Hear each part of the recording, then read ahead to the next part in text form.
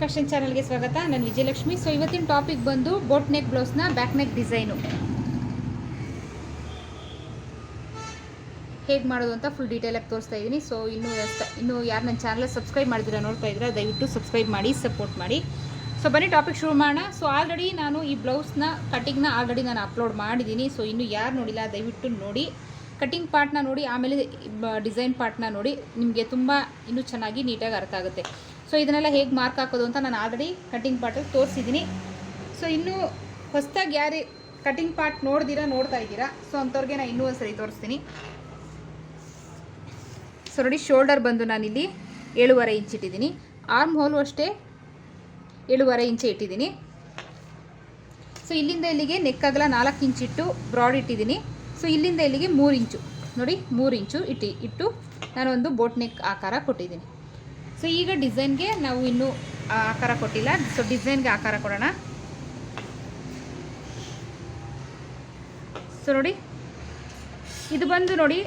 ಇದು ಬಂದು boat neck ಬರುತ್ತೆ. ಸೊ ಅದಾದಮೇಲೆ ಇಲ್ಲಿಂದ ಗ್ಯಾಪ್ ಬರುತ್ತೆ. ಸೊ ಅದಾದಮೇಲೆ ಇದರಲ್ಲಿ ಡಿಸೈನ್ ಬರೋದು. ಸೊ ಹಾಗಾಗಿ ನಾವೇನು ಮಾಡಬೇಕು, ಇಲ್ಲಿಂದ 1 ಇಂಚು ಕೆಳಗಡೆಗೆ ಇನ್ನೊಂದು ಮಾರ್ಕ್ ಹಾಕ್ಕೊಳ್ಳಿ. 1 ಇಂಚಿಗೆ ಈ ರೀತಿ ಮಾರ್ಕ್ ಹಾಕ್ಕೊಂಡು ಒಂದು ಲೈನ್ ಹಾಕ್ಕೊಳ್ಳಿ. ಸೊ ಒಂದು ಲೈನ್ ಹಾಕ್ಕೊಂಡು ನೀವು ಏನೇ ಡಿಸೈನ್ ಮಾಡಿದ್ರು ಈ ಬಾಕ್ಸ್ ಒಳಗಡೆ ಹಾಕಬೇಕು. ಯಾಕಂದರೆ ಇದಕ್ಕೂ ಸೆಂಟರಲ್ಲಿ ಈ ಗ್ಯಾಪ್ ಅನ್ನೋದು ಹಾಗೇ ಇರುತ್ತೆ. ಸೊ ಇಲ್ಲಿ ಯಾವುದೇ ಕಟ್ಟಿಂಗ್ ಬರಲ್ಲ. ಸೊ ಇದು ಬೋಟ್ ನೆಕ್ ಏನಿದೆ ಅದು ಆಕಾರ ಹಾಕಿ ಬರುತ್ತೆ. ಸೊ ಈಗ ನೋಡಿ, ಸಿಂಪಲಾಗಿ ಡಿಸೈನ್ ಹೇಳ್ಕೊಡ್ತೀನಿ. ಏನು ಜಾಸ್ತಿ ತಲೆ ಕೆಡಿಸ್ಕೊಳಕ್ಕೆ ಹೋಗ್ಬಿಡಿ, ನೀಟಾಗಿ ಬಂದುಬಿಡುತ್ತೆ. ಸೊ ನೋಡಿ, ಟೋಟಲ್ ಇಲ್ಲಿಂದ ಇಲ್ಲಿಗೆ ನಮಗೆ 6 ಇಂಚು 6.25 ಇಂಚಿದೆ. ಸೊ ಇಲ್ಲಿಂದ 3 ಇಂಚಿಗೆ ಒಂದು ಮಾರ್ಕ್ ಮಾಡ್ಕೊಳ್ಳಿ.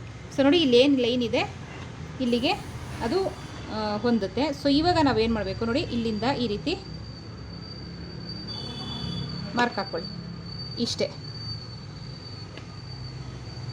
ಇಷ್ಟೇ ಡಿಸೈನು. ಸ್ಟಿಚಿಂಗಲ್ಲಿದೆ, ಸ್ಟಿಚಿಂಗಲ್ಲಿ ಏನಿಲ್ಲ, ಏನು ಮಾರ್ಕ್ ಹಾಕಿದ್ದೀವಿ ಅದನ್ನು ಮಾಡೋದಷ್ಟೇ. ಸೊ ನೋಡಿ, ಇಷ್ಟೇ, ಏನು ಜಾಸ್ತಿ ತಲೆ ಕೆಡಿಸ್ಕೊಳಂಗಿಲ್ಲ. ಇಲ್ಲಿಂದ ಇಲ್ಲಿಗೆ 3 ಇಂಚಿಗೆ ಮಾರ್ಕ್ ಹಾಕಿದೆ.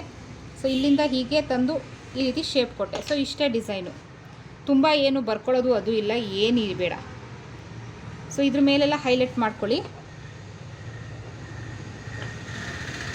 ಸೊ ಇವಾಗ ನಾವೇನು ಮಾಡಬೇಕು, ಇದನ್ನು ತೆಗೆದು ಈ ರೀತಿ ಫೋಲ್ಡ್ ಮಾಡಿ ಏನು ಮಾಡಿದ್ದೀವಿ ನೋಡಿ ಇದು. ಸೊ ಈ ರೀತಿ ಪ್ರೆಸ್ ಮಾಡ್ಕೊಳ್ಳಿ. ಸೊ ಈ ರೀತಿ ಪ್ರೆಸ್ ಮಾಡಿಕೊಂಡು ಸೊ ಓಪನ್ ಮಾಡಿದಾಗ ನೋಡಿ, ಇಲ್ಲಿ ಪ್ರಿಂಟ್ ಬಂದಿರುತ್ತೆ. ಸೊ ಅದ್ರ ಮೇಲೆ ಹೈಲೈಟ್ ಮಾಡ್ಕೊಳ್ಳಿ ಈ ರೀತಿ. ಸೊ ಇದು ಬೋಟ್ ನೆಕ್ಕು ಅಷ್ಟೇ. ಸೊ ನೋಡಿ, ಈ ರೀತಿ ಏನಿದೆ ಮಾರ್ಕ್ ಬಂದಿದೆ ಅದ್ರ ಮೇಲೆ ಹೈಲೈಟ್ ಕೊಟ್ಬಿಡಿ. ಸೊ ನೋಡಿ, ಇಷ್ಟೇ. ನಮ್ಗೆ ಸ್ಟಿಚಿಂಗ್ ಮಾಡ್ಕೊಳ್ಳಿಕ್ಕೆ ಈಸಿ ಆಗುತ್ತೆ ಈ ರೀತಿ ನಾವು ಹೈಲೈಟ್ ಮಾಡೋದ್ರಿಂದ. ಸೊ ನೋಡಿ, ಇಷ್ಟೇ. ಸೊ ಈಗ ಇದನ್ನು ನಾವು ಸ್ಟಿಚಿಂಗ್ ಪಾರ್ಟಲ್ಲಿ ಮಾಡ್ಕೊಳ್ಳೋಣ. ಸೊ ಇದನ್ನು ಡಿಸೈನ್ ಮಾಡಲಿಕ್ಕೆ ನಾನು ನೋಡಿ, ಸೇಮ್ ಬ್ಲೌಸಲ್ಲಿ ಏನು ಮ್ಯಾಚ್ ಆಗುತ್ತೆ, ಸ್ವಲ್ಪ ಗೋಲ್ಡು ಸ್ವಲ್ಪ ಬ್ಲೂ ಇದೆ. ಸೊ ಅದಕ್ಕೆ ಮ್ಯಾಚ್ ಆಗೋಂಗೆ ನಾನು 1 ಮೀಟ್ರ್ ಲೇಸ್ ಕೂಡ ತೊಗೊಂಡಿದ್ದೀನಿ. ಸೊ ಈ ರೀತಿ ಲೇಸು. ಸೊ ನೀವು ಬರೀ ಗೋಲ್ಡ್ ಲೇಸ್ ಯೂಸ್ ಮಾಡ್ತೀರಾ, 100% ಯೂಸ್ ಮಾಡ್ಬೋದು. ಸೊ ಬನ್ನಿ ಇದನ್ನು ಸ್ಟಿಚಿಂಗ್ ಹೇಗೆ ಮಾಡೋದು ಅಂತ ತೋರಿಸ್ಕೊಡ್ತೀನಿ. ಸೊ ಬನ್ನಿ ಸ್ಟಿಚಿಂಗ್ನ ಶುರು ಮಾಡೋಣ. ಸೊ ಫಸ್ಟು ಮೇನ್ ಫ್ಯಾಬ್ರಿಕ್ನ ಸೀದಾ ಹಾಕ್ಕೊಳ್ಳಿ. ನೋಡಿ, ಬಾರ್ಡ್ರ್ ಸೀದಾ ಇದೆ. ಸೊ ಇದು ಬಂದು ಉಲ್ಟಾ, ಇದು ಬಂದು ಸೀದಾ. ಸೊ ಇದ್ರ ಮೇಲೆ ನಾವು ನಮ್ಮ ಲೈನಿಂಗ್ನ ಹಾಕ್ಕೊಳ್ಳೋಣ.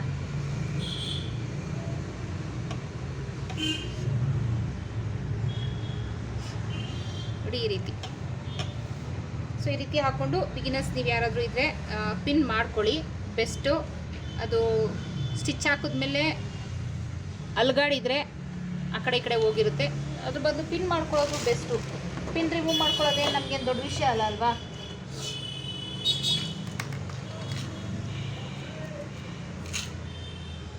ಸೊ ನೋಡಿ, ಇಲ್ಲೊಂದು ಪಿನ್ ಹಾಕ್ಕೊಳ್ಳಿ.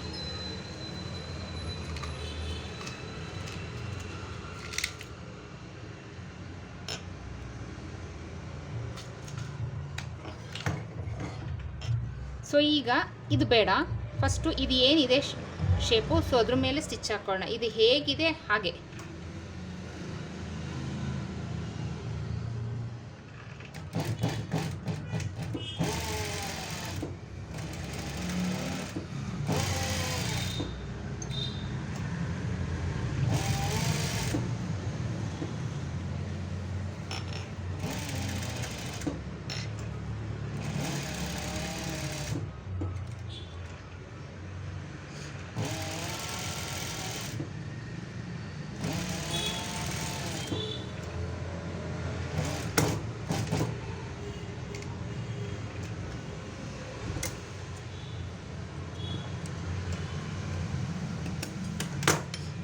ಸೊ ನೋಡಿ ಈ ರೀತಿ ಸ್ಟಿಚ್ ಹಾಕ್ಕೊಳ್ಳಿ.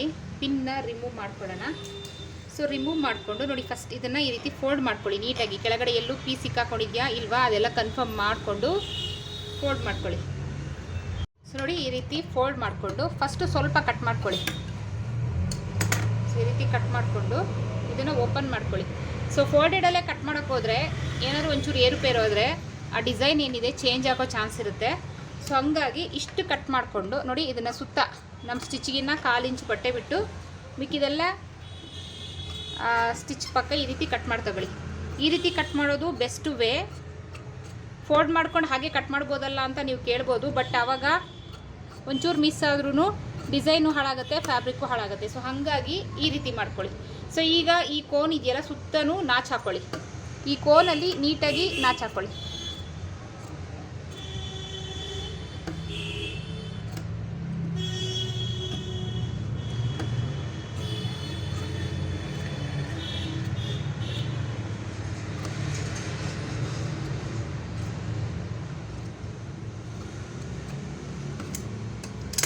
ಸೊ ಈಗ ಲೈನಿಂಗ್ನ ಒಳಗಡೆಯಿಂದ ಉಲ್ಟಾ ಮಾಡ್ಕೊಳ್ಳೋಣ ಈ ರೀತಿ.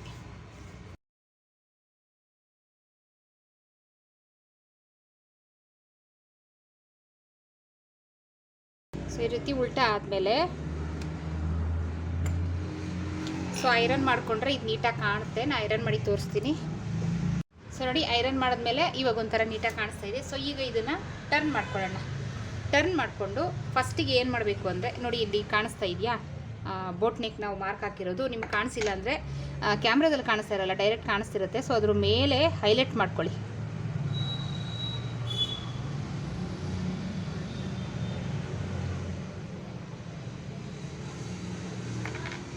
ಸೊ ಈ ರೀತಿ ಹೈಲೈಟ್ ಮಾಡಿಕೊಂಡು ಏನು ಮಾರ್ಕ್ ಹಾಕಿದ್ದೀವಿ ಅದ್ರ ಮೇಲೆ ಸ್ಟಿಚ್ ಹಾಕೊಂಬೇಡ.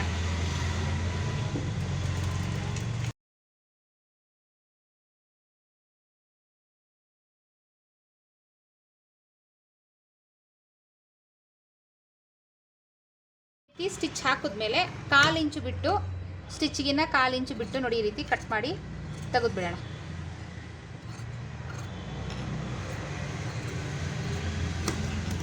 ನೋಡಿ ಈ ರೀತಿ. ಸೊ ಈಗ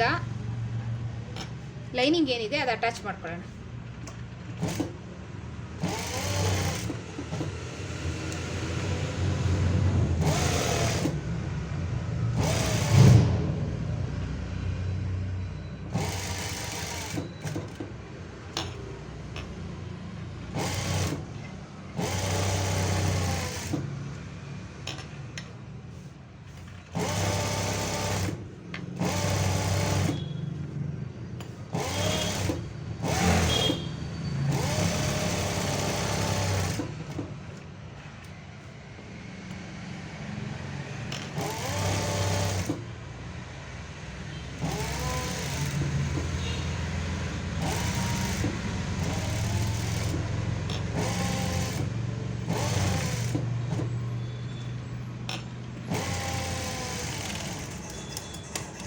ನೋಡಿ ಈ ಥರ. ಈಗ ಇದನ್ನು ಟರ್ನ್ ಮಾಡಿಕೊಂಡು ಇದ್ರ ಮೇಲೆ ಎಡ್ಜ್ ಸ್ಟಿಚ್ ಹಾಕ್ಕೊಳ್ಳಿ.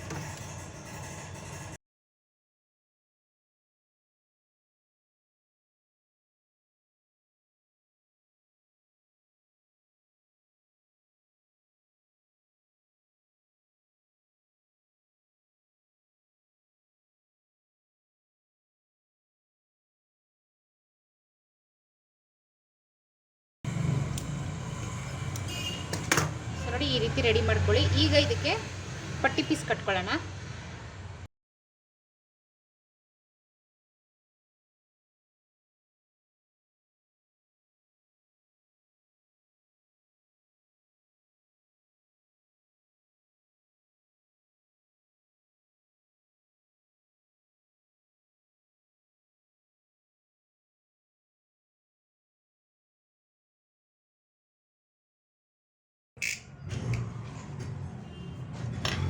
ನೋಡಿ ಈ ರೀತಿ ರೆಡಿ ಮಾಡ್ಕೊಳ್ಳಿ.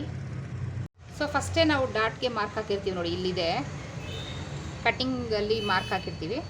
ಸೊ ಇಲ್ಲಿ ಡಾಟ್ಸ್ ಇಟ್ಕೊಂಬಿಡೋಣ.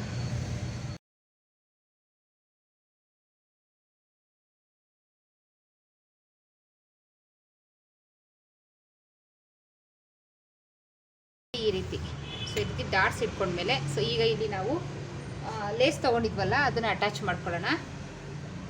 ಸೊ ಈಗ ಇದಕ್ಕೆ ಲೇಸ್ ಅಟ್ಯಾಚ್ ಮಾಡ್ಕೊಳ್ಳೋಣ.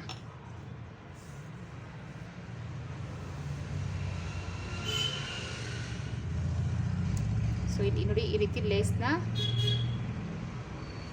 ಈ ರೀತಿ ಇಟ್ಟು ಶುರು ಮಾಡೋಣ.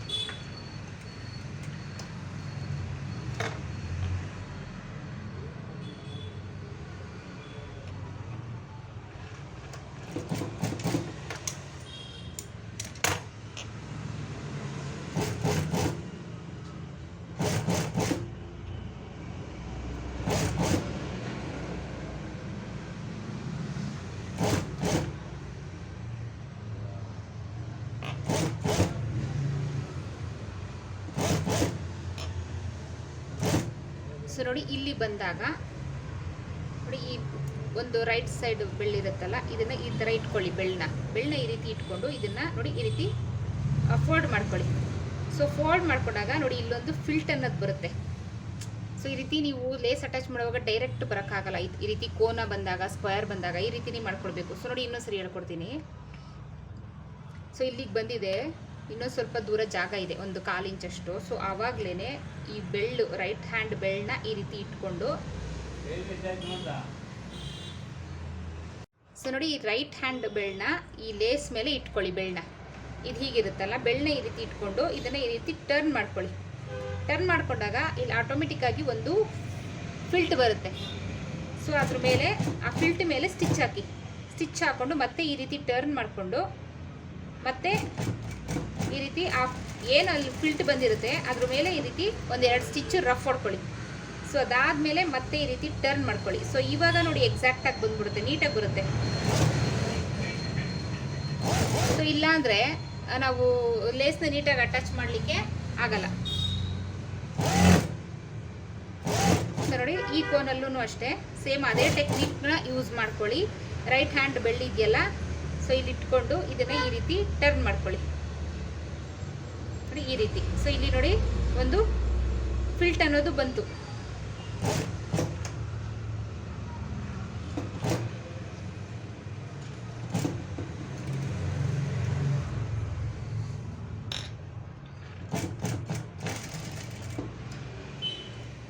ಸೊ ಟರ್ನ್ ಮಾಡಿಕೊಂಡು ಮತ್ತೆ ಈ ರೀತಿ ಬನ್ನಿ ಸ್ಟಿಚ್ ಹಾಕ್ಕೊಂಡು.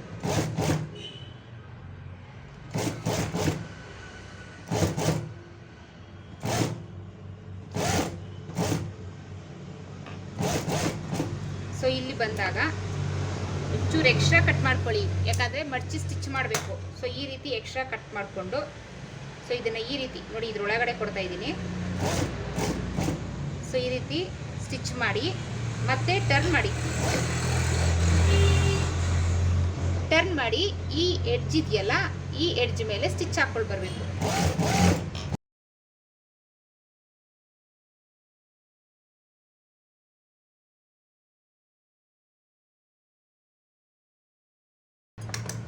ಸೊ ನೋಡಿ ಹೇಗೆ ಬಂದಿದೆ, ಎಲ್ಲೂ ಎತ್ಕೊಂಡಿಲ್ಲ, ಎಲ್ಲೂ ಇಲ್ಲ, ನೀಟಾಗಿ ಫಿನಿಶಿಂಗ್ ಬಂದಿದೆ. ಕೆಲವೊಂದು ಟೆಕ್ನಿಕ್ ಇರುತ್ತೆ, ಆ ಟೆಕ್ನಿಕ್ನ ಕಲ್ತ್ಕೊಳ್ಬೇಕಷ್ಟೇ. ಈ ಥರ ಸ್ಕ್ವೇರ್ ಇದ್ದಾಗ ಲೇಸ್ನ ಅಷ್ಟು ಈಸಿಯಾಗಿ ಅಟ್ಯಾಚ್ ಮಾಡೋಕ್ಕಾಗಲ್ಲ. ಬಿಗಿನರ್ಸ್ಗೆ ನಮ್ಗೆ ಈಸಿನೇ, ಯಾಕಂದರೆ ನಾವು ಸ್ಟಿಚ್ ಮಾಡಿ ಪ್ರಾಕ್ಟೀಸ್ ಆಗಿರುತ್ತೆ. ಸೊ ಇವಾಗ ಹೇಳ್ಕೊಟ್ನಲ್ಲ ಆ ಟೆಕ್ನಿಕ್ನ ಯೂಸ್ ಮಾಡಿಕೊಂಡು ಇದೊಂದೇ ಡಿಸೈನ್ಗಲ್ಲ, ಸ್ಕ್ವೇರ್ ಇರೋದಕ್ಕೆ ಕೆಲವೊಂದು ನೋಡಿ ಈ ರೀತಿ ಸ್ವೀಟ್ ಹಾರ್ಟ್ ಶೇಪ್ ಇದಲ್ಲ, ಬರೀ ಈ ಥರ ಒಂದು ಶೇಪ್ ಬಂದಿರುತ್ತೆ. ಸೊ ಆ ರೀತಿ ಶೇಪ್ಗಳಿಗೆ ಸೊ ಅದಕ್ಕೆಲ್ಲ ಈ ರೀತಿ ಟೆಕ್ನಿಕ್ನ ಯೂಸ್ ಮಾಡಿಕೊಂಡು ಲೇಸ್ ಅಟ್ಯಾಚ್ ಮಾಡ್ಕೊಳ್ಳಿ. ತುಂಬ ಈಸಿಯಾಗಿ ತುಂಬ ಪರ್ಫೆಕ್ಟಾಗಿ ಫಿನಿಶಿಂಗ್ ಬರುತ್ತೆ. ಸೊ ನಾನು ವಿಡಿಯೋಸ್ನ ಫಾಲೋ ಮಾಡಿ ಹೀಗೆ ನಾನು ಇನ್ನೂ ತುಂಬ ಕಲಿಬೇಕು ಅಂದ್ಕೊಂಡಿದ್ದೀನಿ. ಕಲಿತು ನಿಮಗೂ ಅದನ್ನು ಕಲಿಸ್ತೀನಿ. ಸೊ ಬನ್ನಿ. ಸೊ ಇಲ್ಲಿಗೆ ಇವಾಗ ಪಟ್ಟಿ ಪೀಸ್ ಕಟ್ಕೊಳ್ಳೋಣ. ಸೊ ಈಗ ಕ್ರಾಸ್ ಪೀಸಲ್ಲಿ ಪಟ್ಟಿ ಪೀಸ್ ಕಟ್ ಮಾಡ್ಕೊಂಡಿದ್ದೀನಿ. ಸೊ ಈಗ ಇದನ್ನು ಫೋಲ್ಡ್ ಮಾಡಿ ನಾವು ಇಲ್ಲಿ ಫಿನಿಶಿಂಗ್ ಕೊಟ್ಕೊಳ್ಳೋಣ.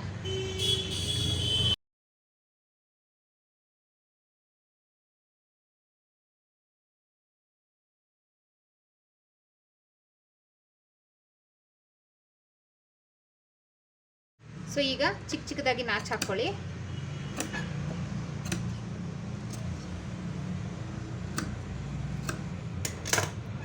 ಸೊ ಈಗ ಇದನ್ನು ಫೋಲ್ಡ್ ಮಾಡಿ ಎಡ್ಜ್ ಸ್ಟಿಚ್ ಹಾಕ್ಕೊಳ್ಳೋಣ.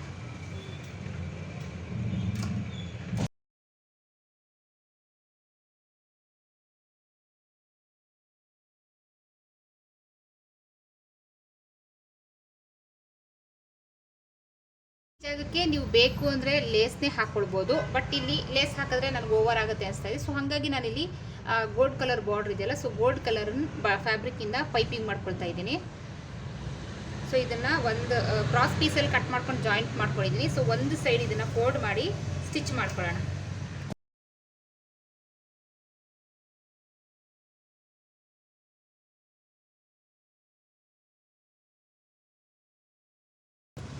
ಸೊ ಈಗ ಇದನ್ನು ಉಲ್ಟಾ ಹಾಕ್ಕೊಳ್ಳೋಣ. ಏನು ಪೈಪಿಂಗ್ ಪೀಸ್ ಇದೆ ಸೊ ಇದನ್ನು ಸೀದಾ ಹಾಕ್ಕೊಳ್ಳೋಣ. ನೋಡಿ ಫೋಲ್ಡೆಡು ಇಲ್ಲಿದೆ, ಸೊ ಇದು ಬಂದು ಸೀದಾ. ಸೊ ಹಾಕ್ಕೊಂಡು ನಾವೇನು ನೆಕ್ ಫಿನಿಶಿಂಗ್ ಮಾಡಿದ್ದೀವಲ್ಲ ಅದ್ರ ಪಕ್ಕನೇ ಸ್ಟಿಚ್ ಹಾಕ್ಕೊಳ್ಳೋಣ. 1/4 ಇಂಚು ಬಟ್ಟೆ ನಮಗೆ ಗೋಲ್ಡ್ ಕಲರ್ ಫ್ಯಾಬ್ರಿಕ್ಕು ನಮಗೆ ಕಾಣಬೇಕು.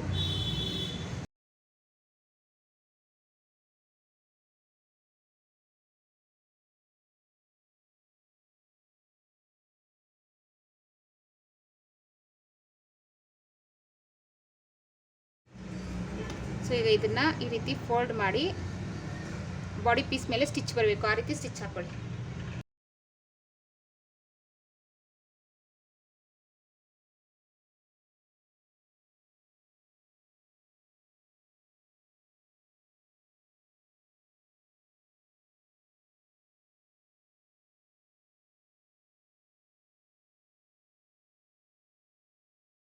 ಸೊ ನೋಡಿ ಬೋಟ್ ನೆಕ್ ರೆಡಿ. ನೆಕ್ಕು ಈ ರೀತಿ ಬಂದರೆ ಬೋಟ್ ನೆಕ್ ಅಂತಾರೆ. ಇದನ್ನೇ ಡೀಪ್ ಇಟ್ ಮಾಡಿದ್ರೆ ರೌಂಡ್ ನೆಕ್ ಬಂದ್ಬಿಡುತ್ತೆ.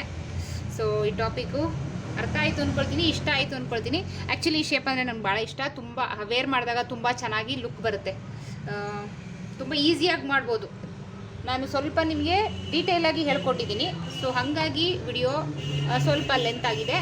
ಅದರ್ವೈಸ್ ಇದನ್ನು ಏನು ವಿಡಿಯೋ ಮಾಡಿದ್ರೆ ನನಗೆ ಇದು 5 ನಿಮಿಷದ ಕೆಲಸ, ಬರೀ 5 ನಿಮಿಷದ ಕೆಲಸ. ಸೊ ಈ ಟಾಪಿಕ್ ನಿಮ್ಗೆ ಇಷ್ಟ ಆಯಿತು ಅಂದ್ಕೊಳ್ತೀನಿ. ಸೊ ಇಷ್ಟ ಆದರೆ ಲೈಕು, ಇಲ್ಲ ಅಂದರೆ ಡಿಸ್ಲೈಕು. ನೀವೇನು ಕೊಟ್ಟರು ಎಕ್ಸೆಪ್ಟ್ ಮಾಡ್ತೀನಿ, ಏನೇ ಕೊಟ್ಟರು ಯೋಚನೆ ಮಾಡಿ ಕೊಡಿ. ಇಷ್ಟ ಆದರೆ ಮಾತ್ರ ಲೈಕ್ ಕೊಡಿ. ಸೊ ಇನ್ನೂ ಇದೇ ಥರ ಹೊಸ ಹೊಸ ಡಿಸೈನ್ಸು, ಇನ್ನು ಕ್ರಿಟಿಕಲ್ ಡಿಸೈನ್ಸ್ನೆಲ್ಲ ಈಸಿ ಮೆಥಡಲ್ಲಿ ನಾನು ಹೇಳ್ಕೊಡ್ಬೇಕು ಅಂತ ಪ್ಲ್ಯಾನ್ಗಳು ಹಾಕ್ಕೊಂಡಿದ್ದೀನಿ. ನನ್ನ ವಿಡಿಯೋನ ಫಾಲೋ ಮಾಡಿ, ಅದರಲ್ಲೂ ನನ್ನ ವಿಡಿಯೋನ ದಯವಿಟ್ಟು ಶೇರ್ ಮಾಡಿ. ಅದರಲ್ಲೂ ಟೈಲರ್ ಟ್ರೈನಿಂಗ್ ಕ್ಲಾಸ್ ಅವಶ್ಯಕತೆ ಇರೋರಿಗೆ ದಯವಿಟ್ಟು ಶೇರ್ ಮಾಡಿ, ಮಿಸ್ ಮಾಡಬೇಡಿ.